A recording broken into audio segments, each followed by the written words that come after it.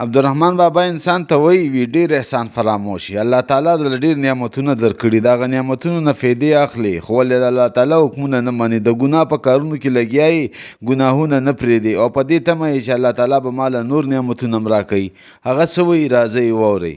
وی بېطاعته عنایت له خدایه غواړي او د عتاب په ځای امید د آب و تاب کړي.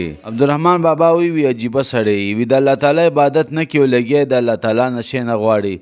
ته په دې تمه چې الله به ماله ښه ډېر شی نه راکړي، په کار دی وي چې په تا باندې عذاب راشي، پته به دې ولګي خو لږ صبر وکړه. وی دانسته ګناه کوي توبې وکاږي او لکه بوت هسې په غټو سترګو خواب کړي. ستا مثال لکه د بوت دی، د بوت غټې غټې سترګې وي خو په هغه سترګو باندې دی نه څه ویني او نه په څه باندې پوهېږي.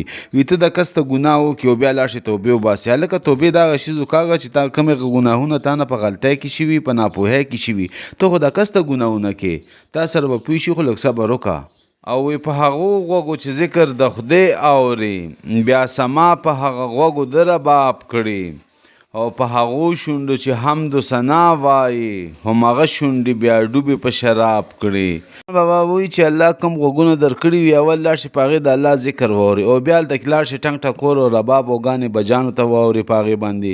شونډې خولۍ درکړي، اول پې د الله تلاوت عبادت او ذکر وکړي، او بیا لاړ شي په هغه خوله باندې شراب وکړي، ورډوبې کې شراب وڅکي. دا د لا کوم منافقت شروع کړی دی. هلکه به صرف د الله عبادت کوه او ګناهونو نه ځان منې کا او علم وکړي، هیڅ عمل ور باندې نه کړي، لکه طفل هسې لوبې په کتاب کړي. رحمان بابا وی ستا مثال لکه د ماشوم دی. ماشوم نه پوهېږي چې په دې کتاب کې څه لیکلي چې د هغې نه فایده والي، هغه ورسره لګي صرف لوبې ورسره کوي. تاله چې کوم علم خدای پاک درکړی هغه د شاته کړی، د هغې نه فایده نه الي او د ګناه په کارونو کې لګیا یې. سم ماشوم دې ځان نه جوړ کړی دی. او په شپه پروت د مغان په میخانه کې او په ورځې مخ په لوري د محراب کړي. نو تمام عمر د دنیا په طلب ګرځي، بیا د خدای په طالبانو ځان حساب کړي.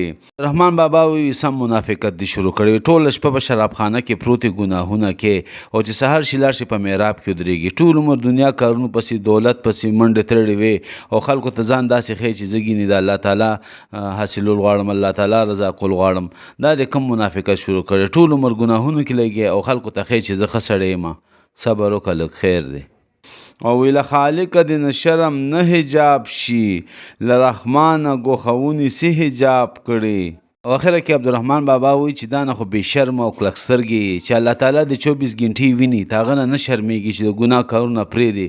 خو چې انسان وویني، انسان نه ځان پناه کوي، انسان ته خپل ځان بیا نیک نه ښیي چې زه نیک کارونه کوم، زه ښه سړی یم.